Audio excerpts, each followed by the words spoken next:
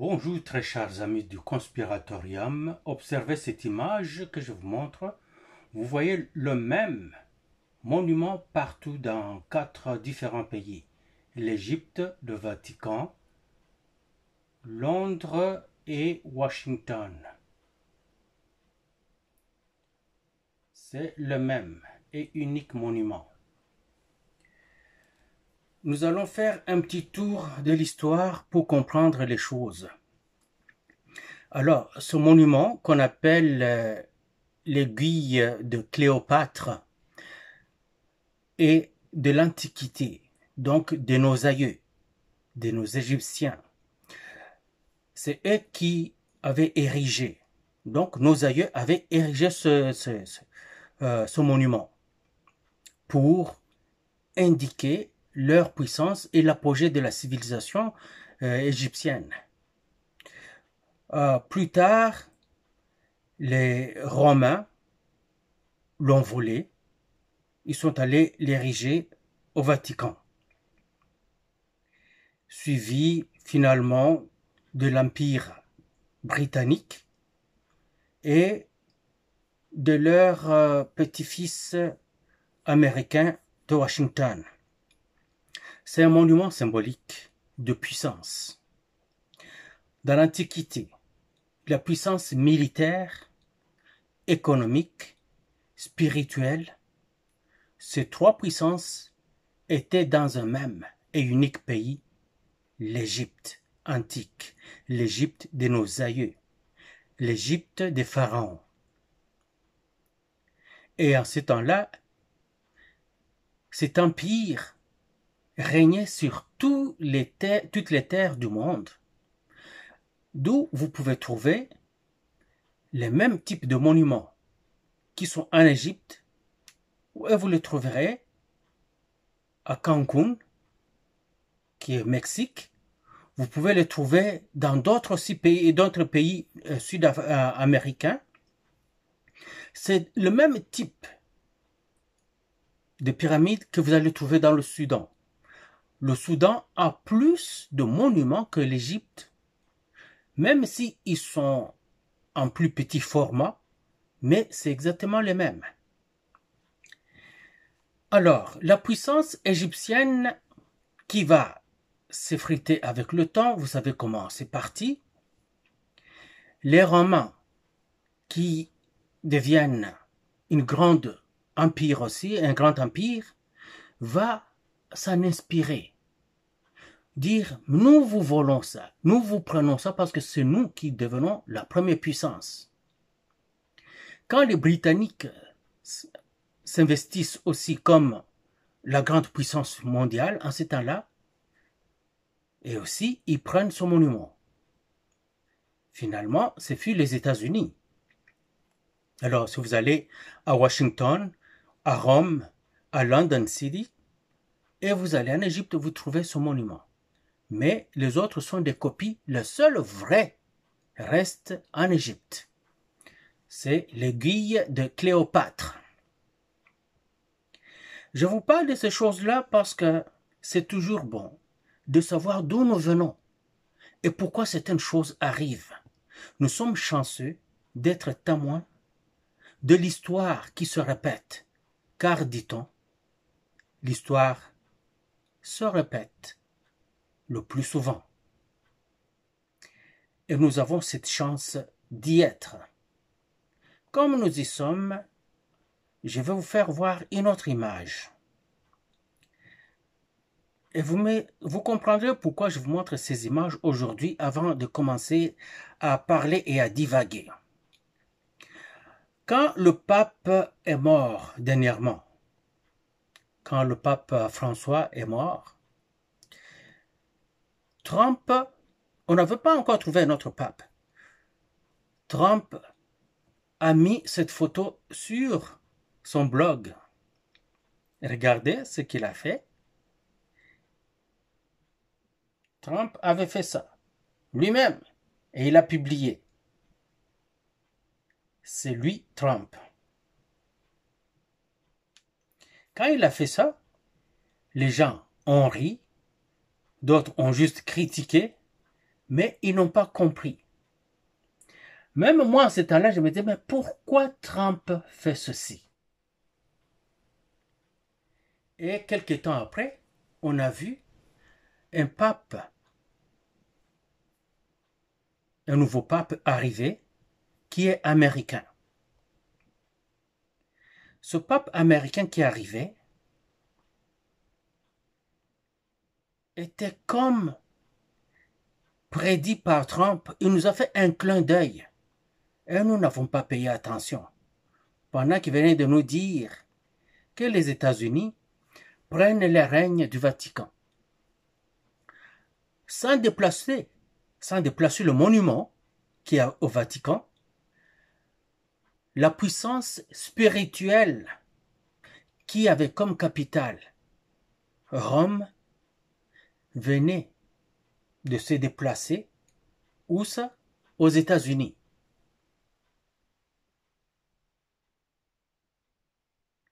On n'a pas besoin de mettre un deuxième monument, mais le symbole est là. Ce que vous ne savez pas aussi, c'est que sous ce même Trump, il vient de prendre le siège financier de Londres qu'il a transféré aux États-Unis. Ça reste à Londres, hein? Donc les gens vont toujours aller à Londres pour faire les transactions. On va voir toujours les grosses assurances des compagnies de commerces internationaux chercher leurs assurances à Londres, juste pour des raisons commoditaires, mais ce sera contrôlé par les États-Unis désormais. Et vous verrez que le Premier ministre anglais, Keir Starmer, qui est là aujourd'hui, il est maintenant tiré par le bout du nez par le président Trump. Et il ne fait rien d'autre que ce que Trump lui demande de faire.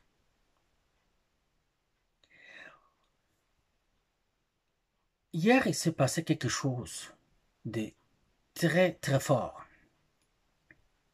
Rappelons d'abord, retournons tout le temps dans le pour que vous compreniez, retournons un peu dans le temps. Quand Biden, le prédécesseur de Trump, a pris le pouvoir, qu'est-ce qu'il a dit? Il a dit comme ça, America is back. Quand il a dit cela, nous avons dit America is back. Pourquoi il dit ça? Est-ce que l'Amérique avait quitté? C'est parce que l'Amérique avait été déjà fragilisée par l'Union européenne, qui commençait à prendre la place des États-Unis sur le plan international et qui édictait les règles de jeu. Il arrive, la première des choses qu'il fait, il a intégré l'Union européenne à la politique des États-Unis, tout de suite. Et comme vous pouvez le voir, tous les dirigeants européens allaient rendre maintenant leur compte aux États-Unis, à Washington. En ces temps-là, il y avait ce gros canal d'acheminement de gaz qui partait de la Russie vers l'Allemagne, qui venait de s'achever, la construction venait de s'achever. Qu'est-ce que Biden a fait? Ils l'ont fait exploser. Et la Russie, et l'Allemagne et d'autres pays européens qui avaient investi leur argent dans ce tuyau, ce canal d'acheminement, qu'on appelle pipeline, si vous voulez que je le dise en anglais, je m'applique à utiliser les mots français tout le temps. Ce pays-là, aucun d'entre eux n'a osé lever le doigt et pointer les États-Unis et s'en plaindre. Au contraire, on a fait venir le chancelier allemand en s'étalant aux États-Unis. On lui a demandé de condamner la Russie d'avoir fait sauter ce canal d'acheminement de gaz, pendant que ce canal avait comme investisseur principal la Russie. Et on voulait accuser la Russie d'avoir sauté son propre canal d'acheminement de gaz. Et pourtant, c'est ce qui allait donner la puissance économique à la Russie dont elle avait besoin. Et même avec ça, la Russie aurait eu un peu d'influence sur les pays qui seraient desservis par ce canal. C'est que les États-Unis ont coupé les vivres à la Russie et ont mis l'économie européenne à genoux. Ils ont demandé, par ce faire, aux pays de l'Union européenne et alliés de ne plus acheter du gaz russe de quelque sorte que ce soit, que désormais ils devaient acheter du gaz liquéfié qui vient des États-Unis qui leur coûterait 2-3 fois plus. Et ces pays-là se sont exécutés. Comprenez ce qui se passe. En même temps, la guerre en Ukraine a pris son envol. Les États-Unis, l'OTAN et tous les pays de l'Union européenne, avec les alliés, ont attaqué la Russie à partir de l'Ukraine. La guerre qui se passe là, si vous pensez et vous dites que c'est une guerre entre la Russie et l'Ukraine, vous êtes à côté de la plaque. C'est une guerre entre la Russie et les États-Unis, les pays de l'Union européenne et l'OTAN au complet, incluant leurs amis et alliés. Donc, la Corée du Sud, le Japon, l'Australie, la Nouvelle-Zélande et tous ces pays contre la Russie. C'est une guerre qui définit la politique de demain. Si la Russie la gagne, les États-Unis seront fragilisés et l'Occident le sera également. Mais maintenant, ça vient d'entrer dans une autre phase. Et cette phase va commencer par l'attaque des pays de l'OTAN sur Kaliningrad, qui est une enclave russe des pays baltiques. Quand ils vont attaquer ça, la guerre va ouvertement se déclencher. Qui gagne celui-là devient maître du globe. Tout ceci est en train d'arriver. Pourquoi? Parce que les autres pays veulent qu'il y ait une certaine multipolarité des puissances. On ne veut plus avoir un seul pays qui s'investit en hégémonie, en seule et unique puissance planétaire. Avant, c'était les États-Unis, et les autres pays ne veulent plus de ça.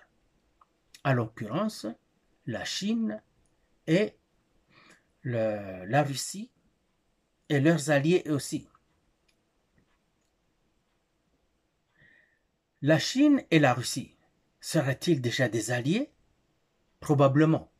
Et pourquoi ils ne les déclarent pas? Parce qu'ils ne veulent pas se retrouver coupés des vivres tout de suite par les autres pays occidentaux. Alors, ils jouent le malin, ils laissent le temps aller.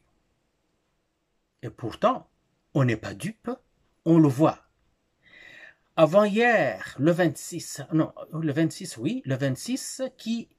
ici c'était le 26, ici en Occident, dans la plupart des pays, c'était le 27. C'était ce qu'on appelle en Russie the Navy Day, donc le jour de la marine de guerre. C'est qu'ils célébraient leur marine. Et il s'est passé quelque chose qui ne se passe pas dans le passé. C'est que la marine chinoise est venue participer en ces cérémonies avec des parades. Le président russe, Vladimir Poutine, est passé devant les troupes chinoises qui scandaient les mêmes slogans que les troupes russes. Même s'ils le disaient en chinois et que les Russes le disaient en russe, mais c'était devant Vladimir Poutine. au mois de septembre, je pense que ce sera le 3 septembre, ce sera le jour de victoire de l'armée chinoise contre l'empire japonais, donc sa victoire dans la Deuxième Guerre mondiale, et les armées russes vont être là aussi, vont parader. De la même manière que vous avez vu les armées chinoises parader à Moscou le jour de D-Day, de V-Day, donc le jour de victoire de la Russie. C'était au mois de mai. Tout cela doit nous indiquer ce qui est en train de se passer. Trump, il trouve que s'il laissait l'autonomie aux pays occidentaux, ça va être difficile pour les États-Unis de s'imposer face à ces autres grosses puissances qui se mettent ensemble. Et qu'est-ce qu'il fait lui, Trump? Tout de suite, il accourt. Il va vite pour fragiliser les pays occidentaux qu'il a mis tous à ses pieds. Il s'est passé ceci hier aux États-Unis. C'est fantastique. La présidente de la Commission européenne, Madame von der Leyen, est allée aux États-Unis rencontrer Trump. Est-ce qu'ils se sont rencontrés aux États-Unis? Ils se sont rencontrés en Europe. Peu importe, mais ils se sont rencontrés et il y a eu cette conférence de presse. Attendez, vous allez voir ça. Et pendant cette conférence de presse, Trump va complètement éviscérer l'Union européenne et imposer ce que l'Union européenne doit être désormais. Écoutez ça, je vais juste vous laisser jouer ça un peu et tout de suite après, je vous dis ce qui se passe.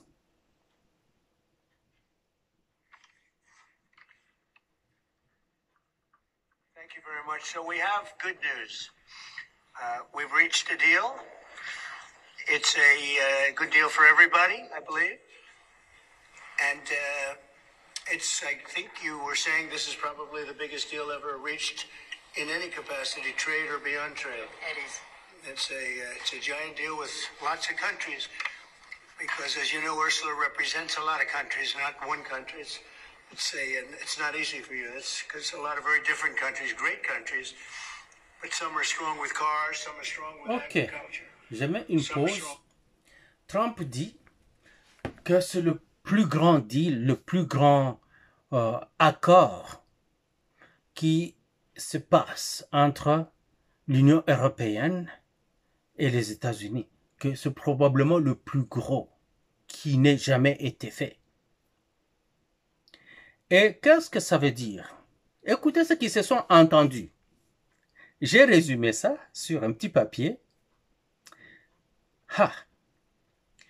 Désormais, l'Union européenne va acheter pour une valeur de 750 milliards de dollars de l'énergie qui vient des États-Unis. Donc, gaz et pétrole. Et que l'Union européenne va venir, nonobstant les investissements de l'Union européenne aux États-Unis au moment où ils passaient ces accords, mais l'Union européenne va additionnellement investir 600 milliards de dollars aux États-Unis. Et que désormais, les biens, les marchandises américaines qui quittent les États-Unis vers l'Europe ne seront plus taxés. Ce sera zéro taxe, zéro tarif. Par contre, tout bien qui partirait de l'Europe, de l'Union européenne, donc tous ces pays-là, vers les États-Unis, tous ces biens seront taxés de 15%.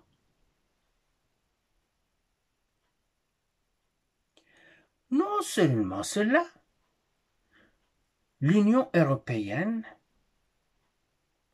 et tous les pays de l'OTAN doivent acheter les armes américaines d'une valeur de 750 milliards de dollars.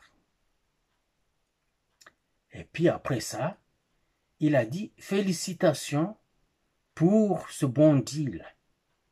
Et puis Trump va ajouter, vous avez mieux fait de passer ce deal au lieu de niaiser. Niaiser, au lieu de jouer autour du pot, au lieu de badiner. Ça, c'est purement de la mafia.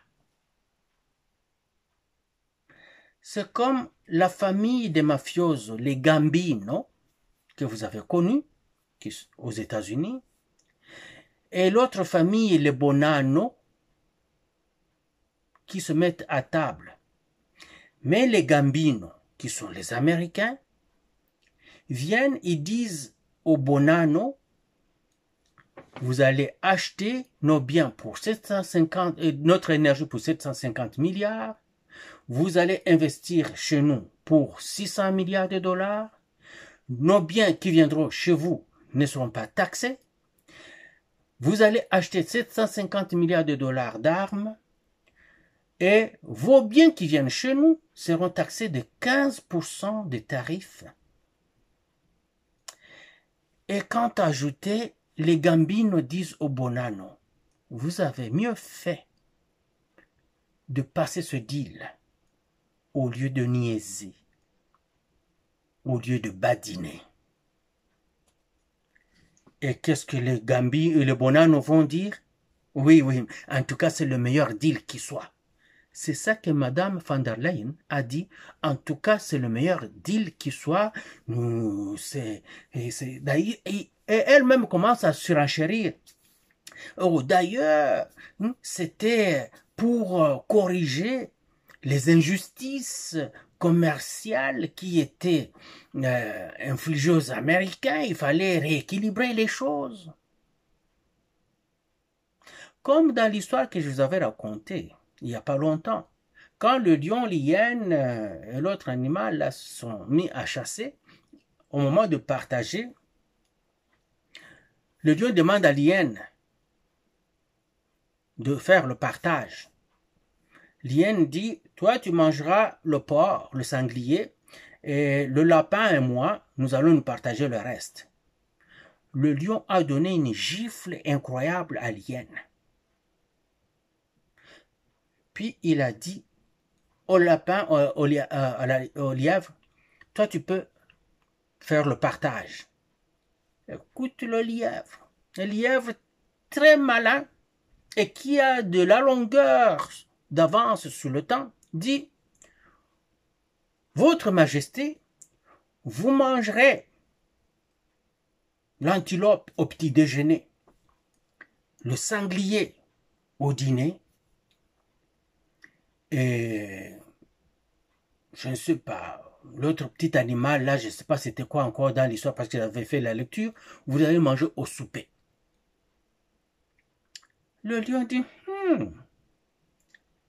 Hey, lièvre, qui t'a appris à si bien partager? Le lièvre dit, c'est la gifle qu'a reçue l'hyène. C'est ça que Madame von der Leyen a fait. Elle a tout donné à Trump et a dit, c'est pour corriger toutes les injustices et remettre la balance des choses.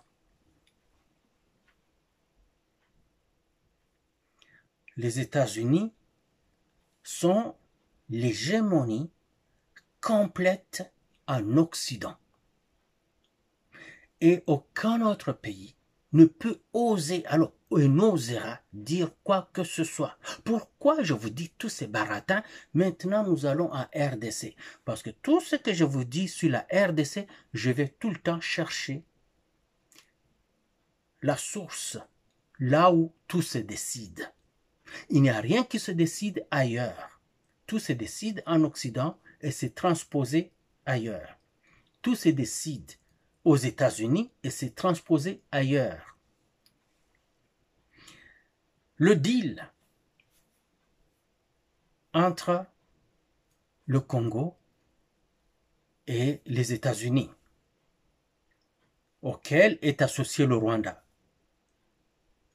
Le Rwanda s'est moqué de la RDC. Les pays africains, même les Européens, vous voyez, ces Européens-là, Madame van der Leyen, cette dame-là, qui vient de se mettre à genoux devant Trump, cette dame-là, l'Union européenne, leurs journalistes ont critiqué le deal, se sont moqués de Tshisekedi, ont loué le Rwanda. On a vu des journalistes chez nous, les Pero Luara, les... Comment s'appelle cette madame-là qui s'est moquée? La madame Muyumba. Muyumba ou Muyumbu? Muyumba. Qui s'est moquée de ce deal. Et tant d'autres qui ont dit le Rwanda a tout gagné. Tshisekedi a offert finalement tout au Rwanda. Il a bradé le minerai. Supposons que oui, Tshisekedi, supposons qu'il ait bradé ces minéraux. Il les a bradés à qui? Aux États-Unis, n'est-ce pas? Supposons que ce soit ainsi. Donne-moi l'exemple d'un seul pays qui n'est pas au genou des États-Unis. Lequel? Vous allez me dire la Corée du Nord. Ouais, la Corée du Nord n'a rien non plus. Cuba, vous allez me dire Cuba, oui, le Cuba n'a rien non plus. Venezuela, présentement, n'a rien non plus. La Russie, je ne suis pas très sûr. La Russie tire les ficelles à gauche à droite, lèche le cul des États-Unis, mais aussi la Russie est mal menée par les États-Unis, en Ukraine et ailleurs. Quel autre pays vous allez me citer? L'Iran, vous avez vu dernièrement ce qu'on a fait à l'Iran. Tous les pays du monde sont au pied des États-Unis. Si ça ne sera pas ainsi dans 10 ans, ça se pourrait que ce ne soit pas ainsi, parce que d'autres pays sont en train de monter. Mais les États-Unis, si vous regardez, sont en train de fragiliser tous les pays. Ils sont dit inutile de nous lancer à faire les guerres au pays. Nous ne serons pas capables de faire toutes ces guerres. Les autres grosses puissances attendent que nous envoyions nos troupes partout pour que nous puissions nous affaiblir, mais nous n'allons pas le faire. Nous allons juste opposer des pays les uns contre les autres dans chaque coin du monde. Et ces pays-là vont tous s'affaiblir. L'Inde, le Pakistan. La Russie, l'Ukraine. La Chine, Taïwan. La Chine, Philippines. Thaïlande, Cambodge.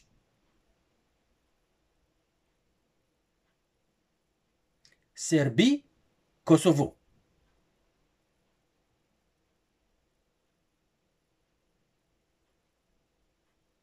Algérie, Maroc.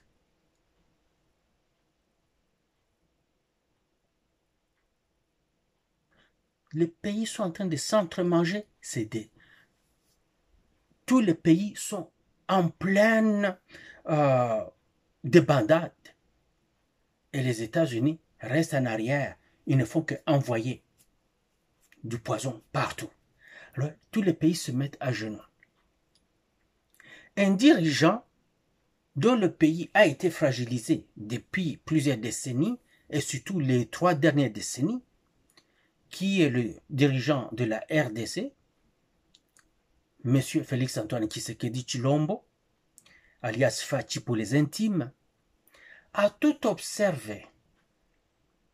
Il a dit, ce petit Rwanda est devenu puissant grâce à ce qu'il prend chez nous de force, aidé par tous les pays occidentaux, incluant les États-Unis.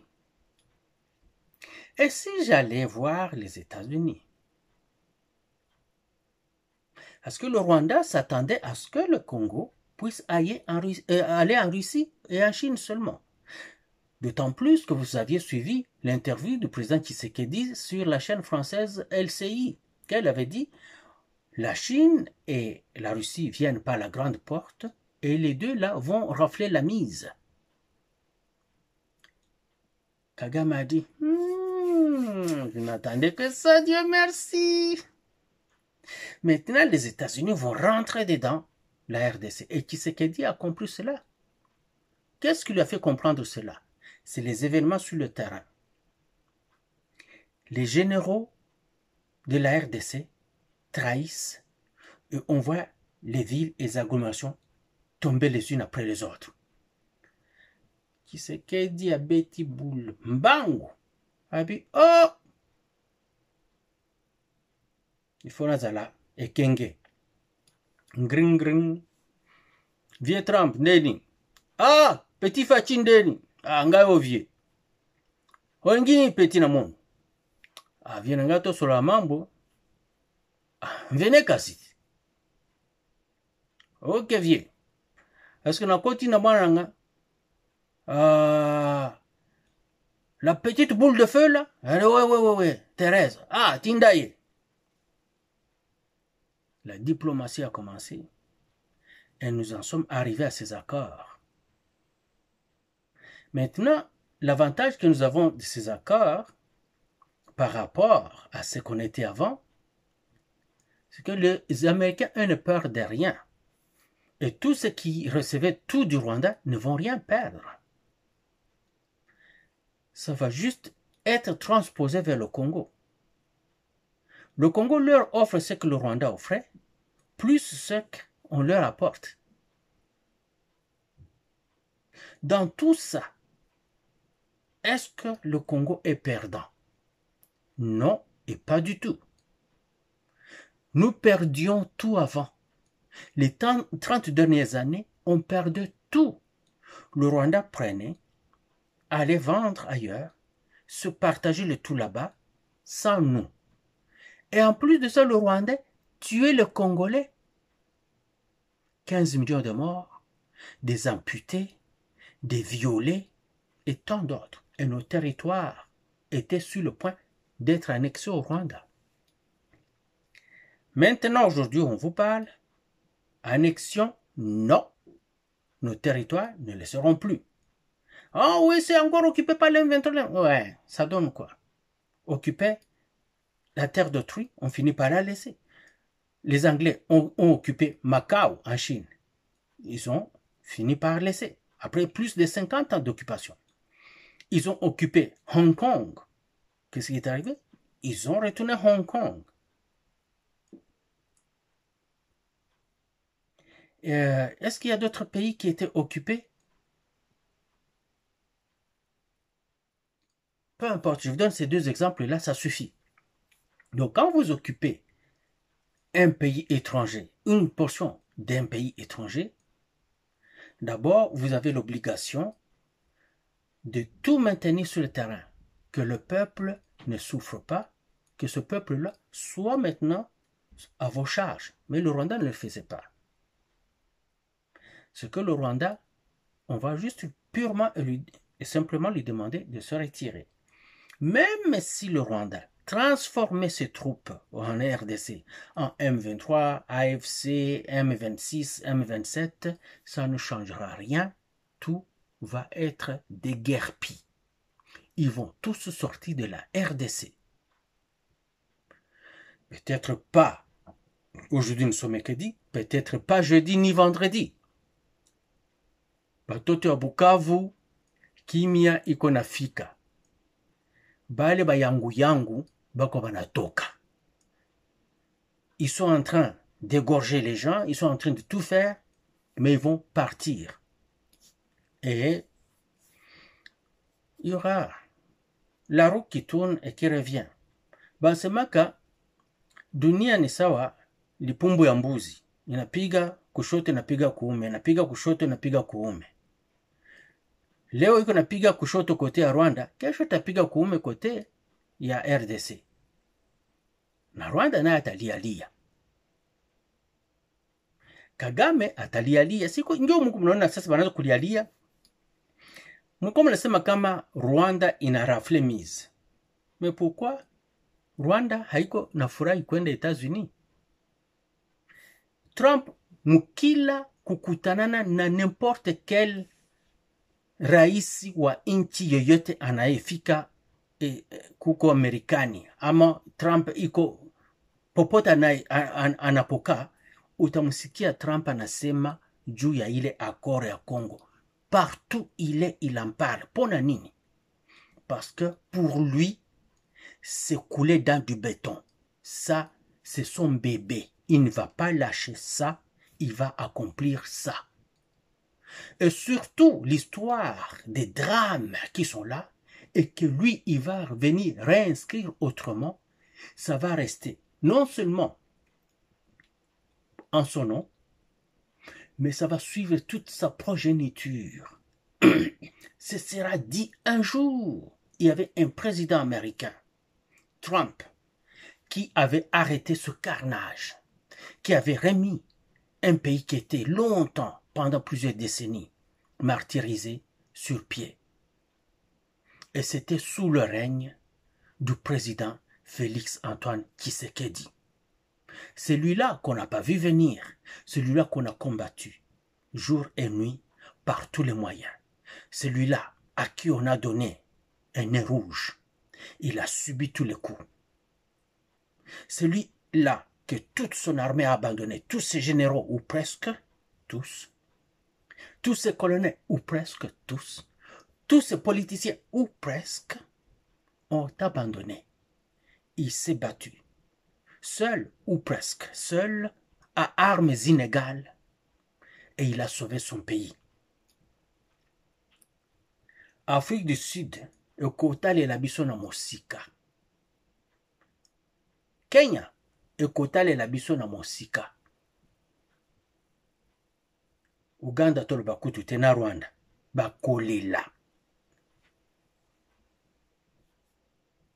Oui, dans ces accords-là, il y a l'intégration économique. Qu'est-ce que cela veut dire avec les autres pays? Il y a eu de mauvaises langues qui disaient « Oh, intégration économique. Regardez maintenant, c'est le Rwanda qui va gérer le minerai du Congo. » Non, non. Pourquoi ce mensonge? Pourquoi cette manipulation négative? Est tout en train de se passer devant vos yeux?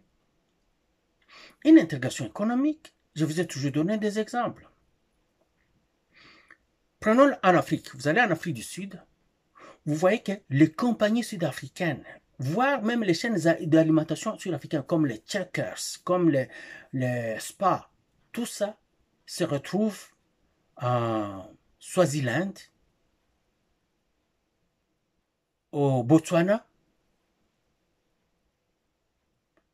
ils sont en Namibie. Pourquoi ils sont là? C'est ça qu'on appelle l'intégration économique. Donc permettre aux autres pays de se développer tout en gagnant, tout en faisant des profits. C'est ça l'intégration économique. Vous regardez des compagnies minières comme De Beer. De Beer, c'est une compagnie de diamants en Afrique du Sud. C'est peut-être même la compagnie jusque-là qui est la plus grosse compagnie de diamants de joaillerie. Cette compagnie-là, est-ce que vous savez qu'elle a une succursale en Angleterre? Est-ce que vous savez qu'elle a une succursale au Botswana? Ça, c'est l'intégration économique. Si vous allez à Kinshasa là-bas, je pense que vous voyez la chaîne alimentaire Steers. Steers, c'est sud-africain. C'est comme un McDonald's, mais sud-africain. Avec du bœuf tout délicieux comme ça. Pourquoi ils viennent au Congo? C'est pour l'intégration économique, à leur profit, mais ça engage des Congolais qui sont payés, ça nourrit les Congolais. C'est ça l'économie. Le Rwanda exploitait l'or chez nous, allait le raffiner au Rwanda et le vendait sans nous. Notre coltan va au Rwanda sans nous. Tshisekedi vient dire au Rwandais Kagame, comme tu as déjà des usines sur place, on va amener, nous Congolais, nous exploitons, nous exportons vers le Rwanda, c'est rendu là-bas, on raffine, on traite sur place, puis nous partons, nous allons vendre, nous fixons le prix sur le marché international. Une fois vendu, vous avez votre droit de transit, parce que les minéraux transitent par votre pays, c'est vous qui courez tous les risques, mais aussi parce que vous avez vos usines. Nous, on n'a pas investi à construire des usines. Vous recevrez aussi des dividendes pour ça. Ça, c'est l'intégration économique. Et le reste vient au Congo. Si on doit prendre le coltan congolais produit dans le nord Kivu là-bas, qui traverse tout le Congo jusqu'à Matadi pour aller sortir par là, aller en Europe, nous devons investir dans le transport, dans le traitement de ces minéraux-là. Est-ce que nous avons ce fonds? Pas maintenant. Et même si nous faisons ça avec le Rwanda, ça ne nous empêche pas de construire d'autres voies. Parce que si nous augmentons la production, le Rwanda ne peut pas nous obliger d'agrandir l'usine au Rwanda. Non, si nous ne voulons pas, ce qui est là reste comme cela là-bas et nous pouvons maintenant construire d'autres usines dans d'autres parties du Congo. Nous construisons des routes par là et qui donnent du travail, des biens et des services tout le long, jusqu'à l'exportation dans le Congo. C'est l'intégration économique, c'est comme ça que ça fonctionne. Tshisekedi voulait construire une route qui partait de Bunagana, via Kasindi, Ouganda, pour que ça sorte vers l'océan Indien. Le but était de favoriser le commerce entre les deux pays et l'acheminement des biens. Le Rwanda n'avait pas vu ça de bon oeil, parce que le Rwanda voulait que ça se fasse aussi au Rwanda. Le Rwanda a attaqué. Est-ce que vous pensez que l'Ouganda a vu ça de bon oeil? Non. Mais l'Ouganda nous a laissé, et le Rwanda, nous et le Rwanda gérer cette affaire-là, et l'Ouganda restait attendre. Maintenant, qu'est-ce qui va arriver? Le Rwanda va perdre ce marché-là et l'Ouganda va le récupérer. Ce qui vous surprendrait, quand nous disons tout le temps, pourquoi Tshisekedi continue à faire la mutualisation de forces avec l'Ouganda pendant que l'Ouganda a ouvert le chemin pour l'M23 et les forces rwandaises afin de faire tomber Bunagana? Mais l'Ouganda joue le jeu. Il sait que le Rwanda va être fragilisé avec ça. Il lui a permis de le faire. Mais les soldats qui sont entrés en uniforme, pas ougandais, mais rwandais. C'est le Rwanda qui est accusé.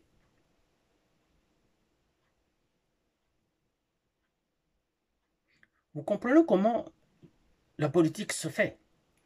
Dans l'entretemps, l'Ouganda dit au Congo, moi je ne vous attaque pas sur le Rwanda. Le Congo voit le jeu. Mais si nous disons à l'Ouganda, tu nous attaques, c'est que nous ouvrons un deuxième front. Nous n'avons pas besoin de ce front-là. D'autant plus que le seul front que nous avons avec le Rwanda nous donne du fil à retordre. Le Rwanda profite de tout ça. Mais tout ce monde-là est en train de perdre et le Congo est en train de se relever.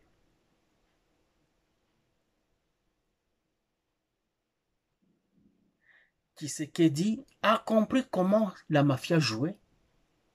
Et au lieu de combattre la mafia, il est entré direct, en pleine tête première dans la mafia. Et il a bien fait ça. Alors, si nous comprenons bien, la famille Congo, qui est aussi rendue la mafia, est entrée du côté des Gambino, qui est États-Unis, contre les Bonanno. Tshisekedi est entré dans la mafia pour fragiliser la mafia contre nous. L'Union européenne ne peut alors rien. Tout ce qu'ils ont signé avec le Rwanda, c'est lettre morte. Parce que ils avaient fait cela, ils étaient tacitement autorisés par les États-Unis, ou simplement les États-Unis avaient fermé les yeux. Mais maintenant, les États-Unis ouvrent les yeux et c'est un niveau de dire, wow, touchez pas, sortez de là. Le Rwanda va devoir se mettre à genoux devant son esclave, son ex-esclave, la RDC. L'Ouganda va se mettre à genoux devant son ex-esclave, la RDC. La Zambie va se mettre à genoux. Le Kenya va se mettre à genoux. Et nous allons avancer. La République sud-africaine est mal partie. Étant un pays des BRICS, nous aussi on a condamné Tshisekedi. Pourquoi tu n'entres pas dans le BRICS? Il avait compris qu'il entrait dans le BRICS et nous perdions le pays. Maintenant, il n'est pas entré, nous sauvons le pays. L'Afrique du Sud qui est un pays des BRICS, l'Angola qui a demandé d'entrer dans BRICS, pas Angola mais l'Ouganda, le Rwanda qui souffle le chaud et le froid, tantôt il est du côté des Russes, il va lécher le cul des Russes, il lèche le cul des Chinois, il veut jouer l'équilibriste, les Américains voient ça. Les Américains regardent et disent, bon, Tshisekedi a joué franc jeu avec nous. Il a refusé le BRICS, il a refusé la Russie, il a refusé de jouer avec le reste, mais il a laissé la Chine jouir des droits acquis, mais ces droits acquis-là, on va rogner.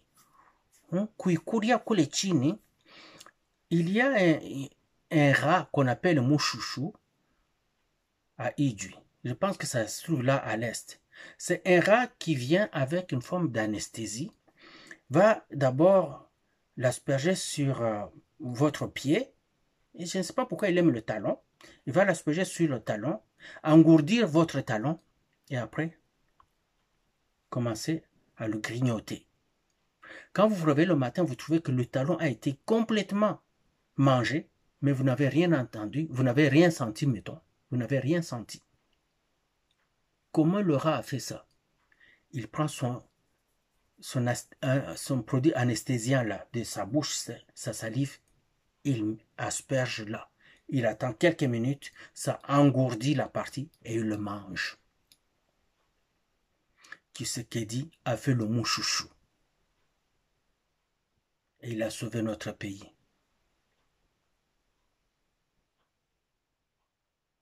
Notre pays est sauvé. Quant à Kabila, j'ai aussi vu le procès qui a commencé contre Kabila. Comme tant d'autres, j'ai pensé, la première chose est dit, Kabila, c'est le chef du M23 AFC. Nous disons, nous voulons, nous allons à Doha négocier avec AFC, M23, mais en même temps, nous traduisons en justice leur chef. Est-ce qu'il y a une logique là-bas? J'ai critiqué. Puis, en y pensant, je me suis dit, ok, les négociations que nous faisons avec M23 AFC, c'est des négociations d'usure. Juste pour qu'ils ne puissent pas avancer. Pour qu'on puisse les fragiliser. Ils avancent plus sur le terrain, espérant que les négociations vont apporter quelque chose pour eux. Arrivé au jour J, Ça n'apporte pas grand-chose. Dans l'entretemps, comme ils ont commis beaucoup de crimes, ils ne sont pas blancs. Ils ne sont pas déchargés de ces crimes. Ils seront poursuivis. Et leur chef, maintenant, qui a commis ces crimes, Kabila, il est fichu. On le traduit en justice. Partout il sera poursuivi. Il y aura Interpol qui va le poursuivre. Ça ne m'étonnerait pas qu'avec les milliards qu'il a, il puisse aller dans un paradis fiscal à la sécurité quelque part. Jusqu'à ce que les Américains sachent comment atteindre son argent. Dès qu'ils établissent comment ils vont détourner son argent, ils le prennent. Fini, ils le livrent à la RDC. Et son argent disparaît. Donc Kabila, tout ce que tu as mis dans le prête-nom, je peux dire à tous ces gens-là, les Lydia là, qui faisaient des affaires en ton nom, Lydia, bravo. Tu es multimilliardaire. Cet argent-là, c'est à toi. Vous les Indiens là et Indo-Pakistanais, vous qui étiez des prête-nom pour Kabila, vous êtes heureux. Libanais, prenez l'argent. Et s'il y a un autre Congolais qui a pris l'argent de Kabila pour faire des affaires, bravo. Vous qui êtes à l'Est, kama banukasa ngomba wapatie franga mufanye vile, musikatale, mukamate lari muzidame, ni zenu. Sa lukaka Mukongo, comme soldat wa Rwanda mwenye anakompanyia AFDL, haukuyaka na zile lari. Aliziba.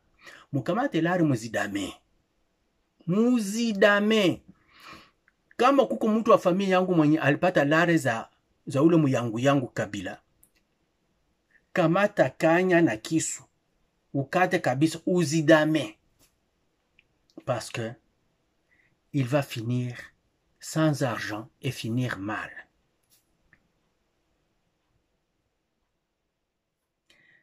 Je ne sais pas quand est-ce qu'ils vont aller signer ces affaires-là. Mais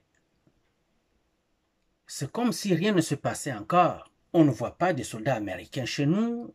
On ne voit pas des structures. Vous avez vu comment ça se passe, hein? L'aéroport d'Ndjili qui va être reconstruit par des Américains. Quand vous voyez les Américains venir mettre un peu d'argent, ne fût-ce qu'un peu d'argent, officiellement dans un pays, c'est qu'ils vont faire suivre les moyens de défense, les moyens de protection. Et chaque compagnie américaine qui va venir, il y aura des Américains pour les protéger. Même si c'est un seul, il y a des Américains qui viennent pour le protéger. Et il n'y a pas un seul pays dans lequel les Américains ont été qui est pauvre. En Afrique seulement, prenons l'exemple du Kenya.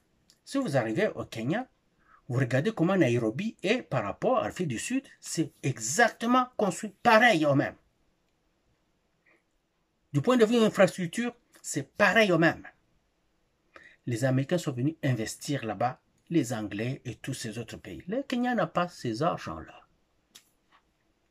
Vous allez maintenant en Arabie Saoudite. Comment l'Arabie Saoudite a l'argent à ne plus finir? Parce que les Américains sont venus. Si vous parlez de bradage, c'est là qu'il y avait eu un grand bradage. Les Saoudiens avaient vraiment bradé leur pétrole au profit des Américains. Ils ont juste demandé aux Américains, protégez-nous et faisons des affaires. Les Américains ont fait cela. Regarde la richesse insolente de l'Arabie Saoudite.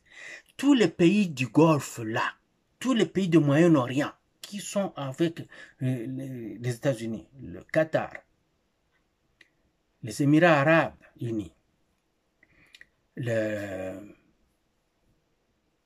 Jordanie et tant d'autres pays là-bas, tous sont ultra riches.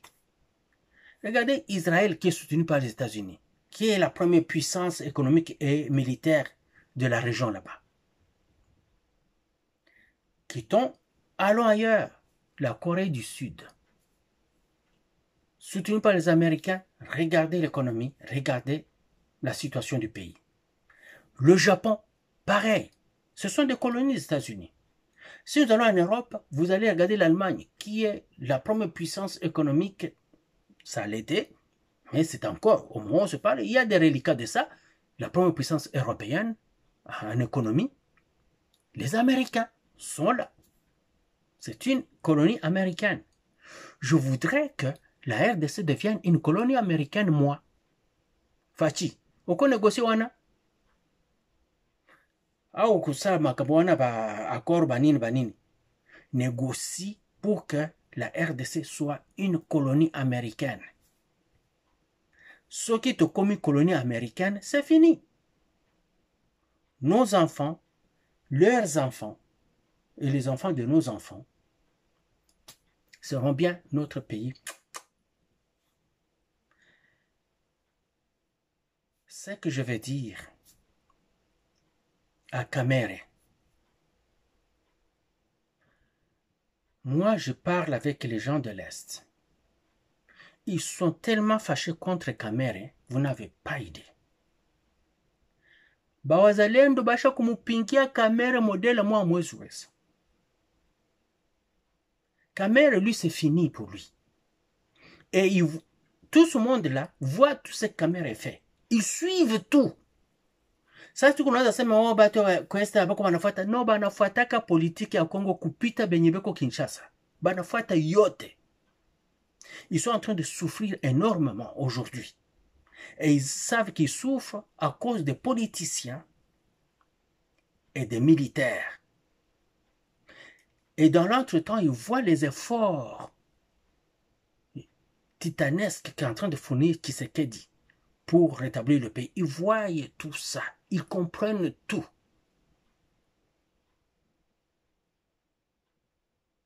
Ils voient comment Kamere a trahi Tshisekedi. Parce qu'il croyait devenir président de la République. Biliaki Kamere, Bikoki. Biliaki Baninga naye, Bikoki. J'espère que dans la prochaine équipe ministérielle, Madame Kaikwamba sera reconduite en son poste, à son ministère. J'espère que Constant Muntamba pourra réintégrer la justice parce qu'il n'y a rien contre lui. Les accusations sont creuses.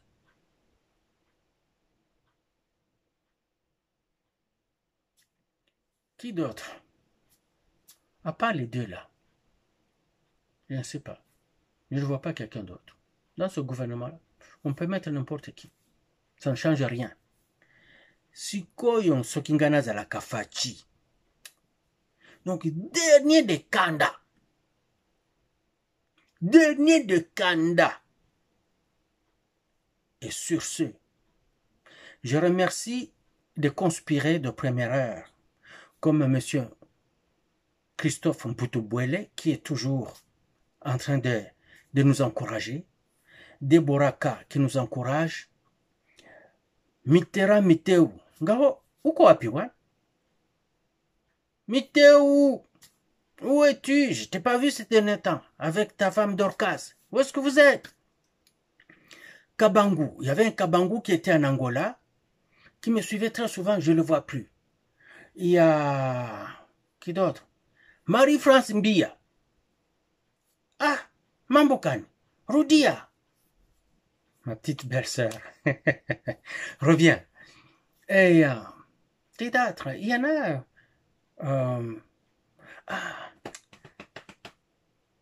Madame Chitele. Madame Chitele.